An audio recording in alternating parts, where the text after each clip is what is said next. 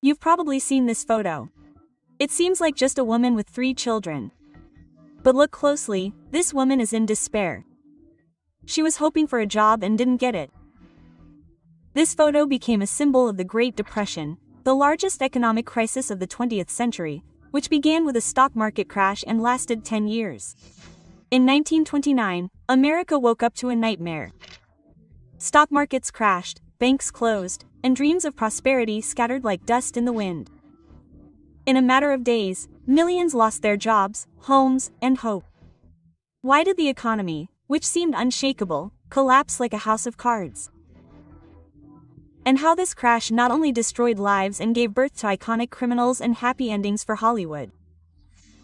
This is a story in paragraphs: The Great Depression. My name is Yuliya Галушка. Watch until the end to find out how America got out of the abyss and whether the modern world can repeat this scenario. Like, subscribe, and write in the comments what you would do if you lost everything in one night. It all started on October 24, 1929, the day when the Wall Street crash occurred, which will go down in history as Black Thursday. On the New York Stock Exchange, an hour after opening, there is a sharp decline in stock prices. This leads to panic. Investors instruct brokers to sell stocks at any price. Fear spreads to other exchanges. Some of those in the provinces begin to close. The largest banks have to intervene to show an example of confidence. They massively buy up shares of leading companies. This maneuver slows down the fall a little, but does not stop the process. More than 12.8 million transactions took place that day. At that time, a record in the history of the exchange.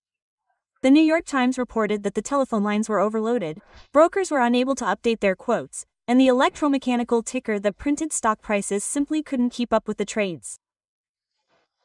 It was several hours behind, so people didn't even know how much their stocks were actually worth. After Black Thursday, Black Friday, Saturday, and Sunday came. The situation only got worse. On October 28, Black Monday, the Dow Jones Index fell by almost 13%. The next day, Black Tuesday, October 29, it fell by another 12%. The Dow Jones Index, to put it very simply, is a number that shows how stock prices are changing. 30 large American companies, and based on this data, a conclusion is drawn about the entire market. Well, in fact, this index is a kind of thermometer for the economy. At the end of October, on the 29th, the sharks in Ostrad no longer save the situation. Panic spreads to banks and companies. People rush to withdraw money from their accounts.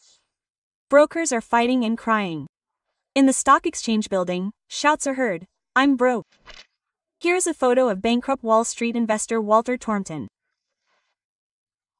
In search of money after the stock market crash on Black Tuesday, he is trying to sell his luxury Chrysler Roadster in the middle of a New York street. The plaque says, "I'll sell this car for $100 cash only. Lost everything in the stock market." Quote. The pain of this photo can be understood when you know that such a Chrysler Imperial 75 Roadster in the 1928 model, well, like the one in the photo, costs $155. That's somewhere around $29,000 in today's equivalent. Well, and sell it for at least $100. The front pages of newspapers are full of headlines about bewildered bankers and investors jumping out of the windows of high-rise buildings and falling as fast as the stock market itself.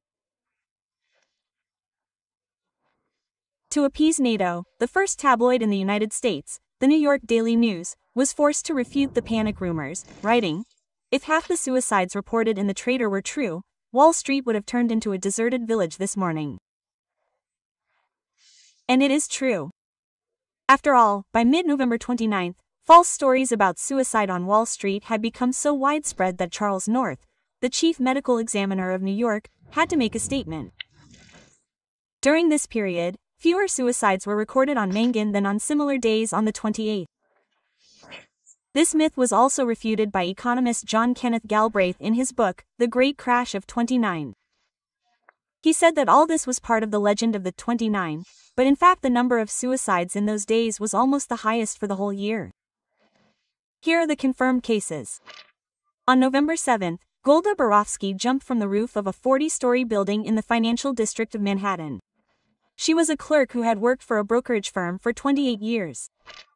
9 days later, on November 16, George Cutler, the president of a wholesale food company and a member of the New York Mercantile Exchange, jumped from the 7th-floor ledge of a building on Wall Street and fell onto a parked car.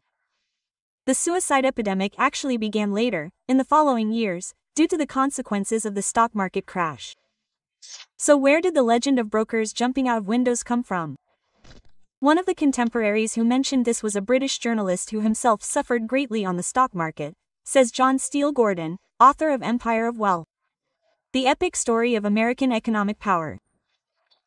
He watched the collapse from the guest gallery and reported that a body fell not far from him. The reporter's name was Winston Churchill. The future British Prime Minister witnessed this scene while he was staying at the Savoy Plaza Hotel in New York.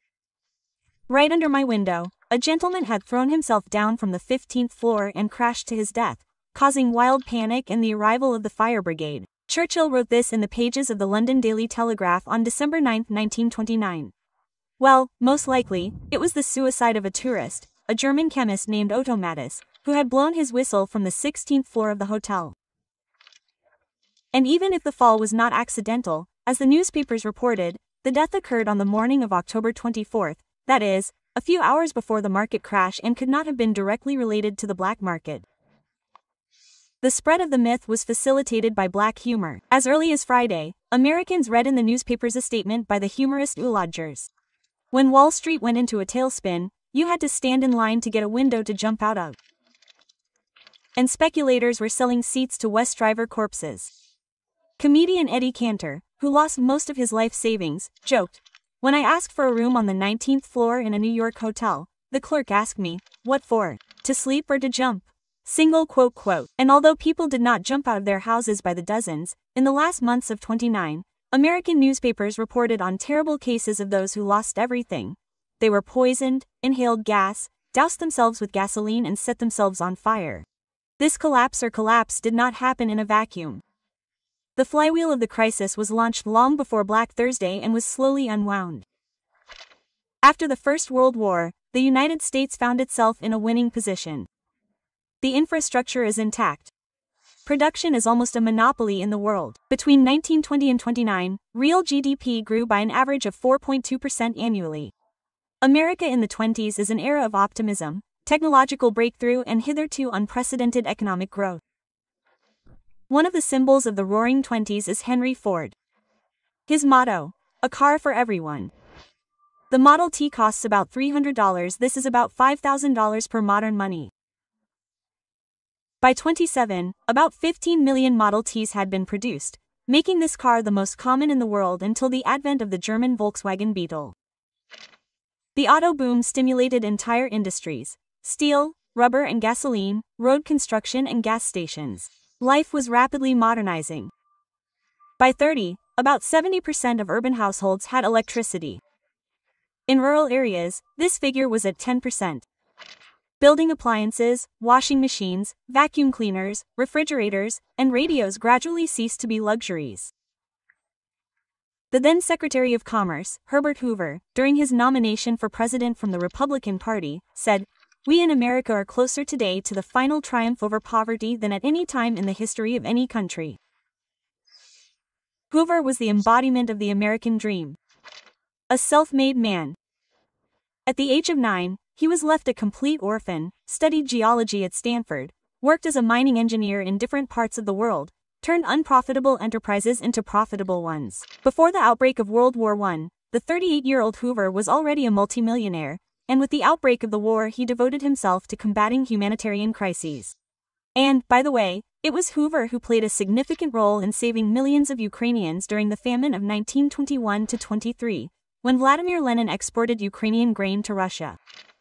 Through the American Relief Administration, Hoover organized a humanitarian operation to deliver and distribute food, which provided for about 2 million people in Ukraine. Hoover's image, an effective technocrat and humanist, corresponded to the spirit of the era that believed in progress and technology. In short, by the end of the decade in the United States, it seemed that development was endless, success was the norm, and the growth of stocks was a natural law. But people were losing their vigilance. And it was in this deceptive sense of stability that the coming storm was already brewing. Advertising suggested that happiness could be bought on credit. Buy now, pay later. It becomes not just a slogan, but a lifestyle. And here the problem of overproduction arises. Americans use cheap loans to buy not only cars and household appliances, but also to buy securities. Corporation shares become available not only to big players, but also to the middle class. In August 29, Ladies' Home magazine publishes an article called Everyone Should Be Rich. In it, businessman John Jacob Scott, this is the one who will build the Empire State Building in a year, tells Americans that if they invest $15 in the stock market every month, then in 20 years they will be able to have $80,000 in the equivalent of more than $1 million today. Raskob insists that almost anyone who has a job can do it if they try. Sounds tempting, right? Shares were bought on margin, on credit, paying only 10 to 20% of the cost, and the rest was borrowed from a broker. If the price fell, the broker demanded immediately repay the debt or sell the shares. And when they began to fall in price, it was these margin calls that triggered an avalanche of forced sales. This is a complex topic for those who are not interested in the stock market, so I will explain. Millions of Americans invest in stocks and often not with their own money. Well, for example, you have $100, but you want to buy for $1,000. You put down 10%. This is margin, not just $900 you borrow. If the price of the shares grows, the profit seems large, because the earnings come from the entire volume. But if the price falls by even 10%, the investor loses his money, and the broker demands that he return the borrowed money. And if the client cannot return it, the broker forcibly sells the shares, which further reduces the price in the market. That is, margin trading increases profits when the market grows and multiplies losses when it falls. It is easy money due to the extreme availability of loans. When people began to borrow, even those who would never have dared to do so under other circumstances became the root cause of the stock market crash. This is what former U.S. Federal Reserve Chairman and Nobel laureate in economics Ben Bernanke believes. Another reason for the crash is speculation. After all, in such conditions, of course, people appeared who hoped to get rich quickly. The Roaring Twenties were a time of economic prosperity for wealthy white Americans. But for most, this is not the case. The minimum wage remains at about $25 per week for men and $18 for women. About 60% of families earn less than $2,000 per year. This is the amount that the U.S. Bureau of Labor Statistics considered the minimum living income for 5 people. At the same time, 1% of American families had almost 24% of the country's total income. The rich got richer, and the poor got poorer. A clear division is increasingly visible within society, when a small part enjoys growing prosperity, while the majority struggles for basic stability. This, by the way, is well shown in Fitzgerald's classic American novel The Great Gatsby. President Hoover, like many experts, considered the problems in the economy to be a temporary downturn. The first reaction is to reassure the public and appeals to business for voluntary cooperation.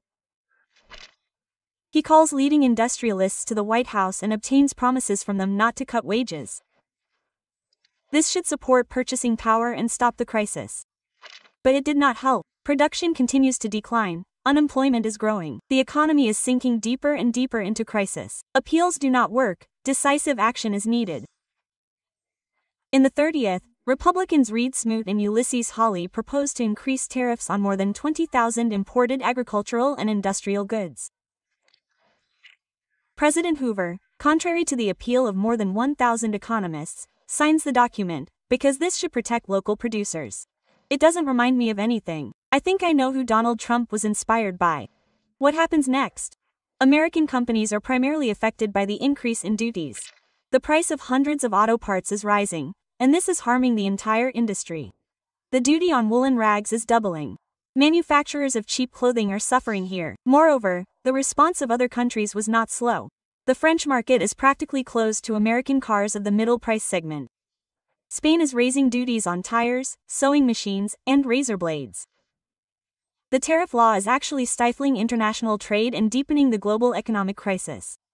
In the USA, the unemployment rate by 1933 reaches 25%, that is, every fourth person could not find a job. About 7,000 banks have closed. This is almost a third of the total. Company revenues have fallen by 60%.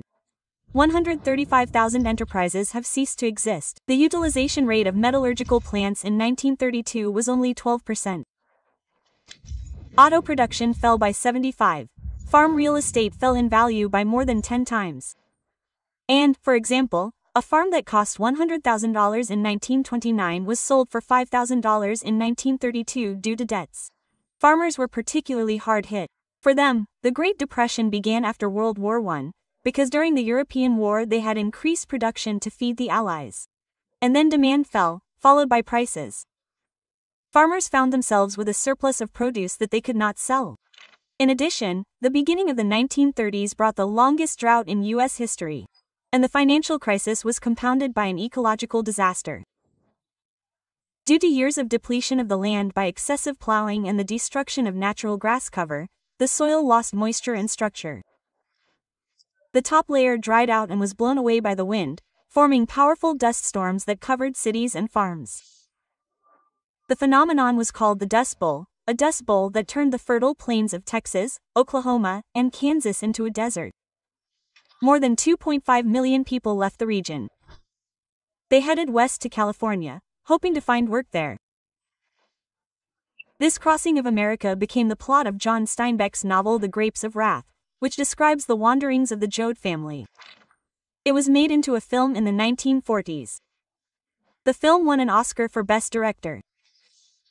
Steinbeck's novel of pain, as The Grapes of Wrath was called, brought the Police Prize, and later became one of the reasons for awarding the Nobel Prize in Literature. At the same time, Steinbeck was accused of exaggerating the suffering of the Great Depression and anti-American propaganda due to his alleged sympathy for socialism. Those who lost their homes built temporary settlements of boards, cardboard, and tin. Such slums were called hoovers, i.e. settlements built to shame President Herbert Hoover, who was blamed for the situation. In some cities, hoovers stretched for miles, becoming a symbol of poverty.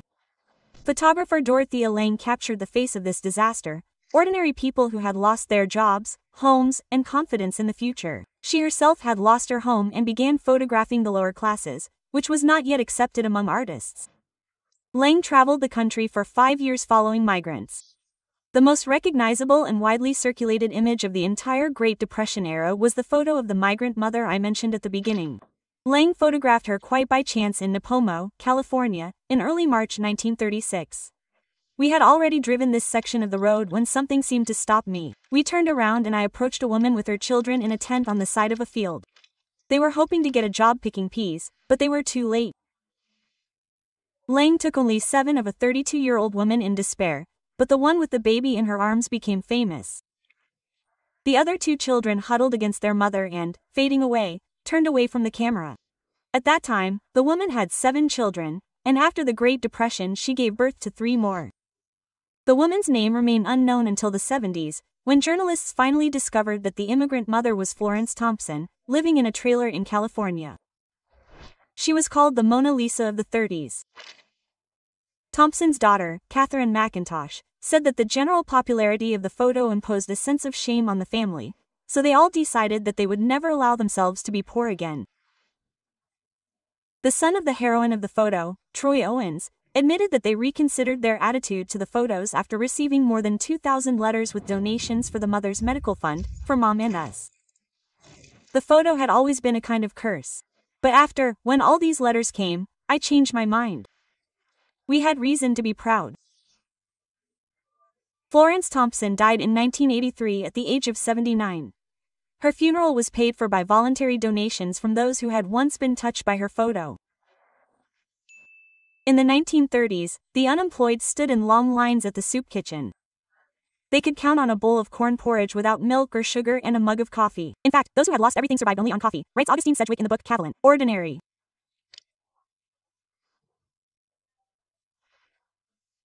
Clothes became a luxury. They were made from flour, sugar or feed bags. When manufacturers noticed this, they began to pack their products in better quality cotton bags, adding colors and patterns so that housewives could sew dresses, skirts or children's clothes from them. Washable ink was used to label the bags and instructions were included on how to easily remove them.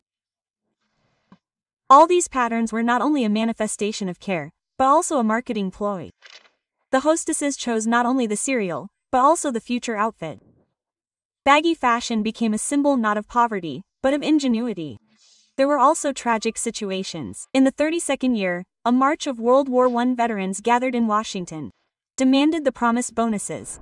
The order to disperse them with the use of tanks and cavalry was given by Douglas MacArthur, a general and future hero of World War II, the one who accepted the surrender of Japan. Well, here's what I advise you to look at. Meanwhile, the crisis is spreading to Europe. On May 31st, the Austrian bank Crediton, one of the largest in Central Europe, practically goes bankrupt. How this fatally affected Czechoslovakia, see in this paragraph about the occupation of the Sudetenland. We will leave the link in the description under the video.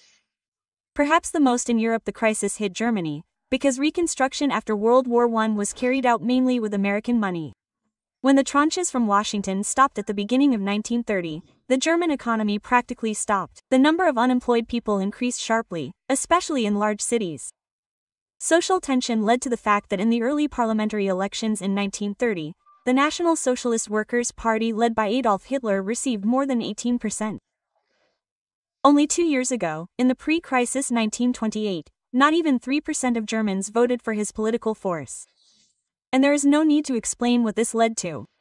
But I will not dwell in detail on the crisis in Europe here. This topic deserves a separate paragraph. Let's return to the States. When Hoover was elected president, he promised that every American would have a chicken in his pot every day, and 1 or even 2 cars in his garage. But during his term, Hoover was nicknamed the famine president, and in the next election he was defeated by the governor of New York, Democrat Franklin Roosevelt. In his inaugural address, Roosevelt announces a new course, his plan to save the economy.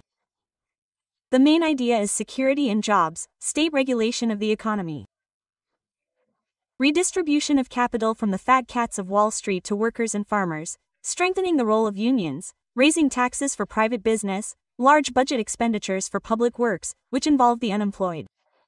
President Roosevelt uses radio for the first time as a tool of public policy. He regularly talks to Americans about the new course. For the first time in American history, he appoints a woman to the government. Frances Perkins becomes the Secretary of Labor. She helps develop the Social Security Act of 1935. It concerns unemployment benefits, pensions for elderly Americans, and social assistance for the poorest. The result was not immediate, but it was these reforms that put an end to the chaos and created the basis of the modern American welfare state. It was a turn from a policy of laissez-faire to the belief that the state is responsible for the welfare of its citizens. Roosevelt himself was called a socialist by many, because under him, government spending tripled between 1933 and 1939. But the war that was about to begin in Europe promised even more government orders, and people who had survived the Great Depression easily agreed to work more. Yes, the Great Depression changed not only the economy, it changed the very way Americans think. First Lady Eleanor Roosevelt set new trends and set an example of thrift. The symbols of that time were prune pudding and boiled eggs with tomato sauce, served with mashed potatoes. It was this modest dinner that was prepared in the White House and advised others. The logic is quite clear. Dried fruits are more or less available, but they keep longer. Apple pie without apples was popular. It was filled with crackers, poured with syrups, sprinkled with cinnamon, which fooled the receptors. Allegedly, a real apple pie. Then there was a boom in gelatin. Nuts or dried fruits were poured with it and they got a festive dessert. Americans were saved from the Depression with music. The unofficial anthem of the era was Bing Crosby's song Brother, Can You Lend Me 10 Cents?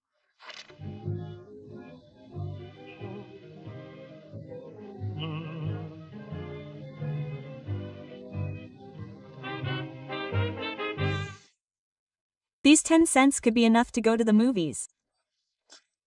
It became the most affordable way to escape from reality. The most popular films were Gone with the Wind, The Wizard of Oz, and King Kong. Viewers needed lightness. Movie theaters gave it to them. There was luxury on the screens, expensive interiors and costumes, and, well, romance. It was during the Great Depression that the fame of Fred Astaire and Ginger Rogers began.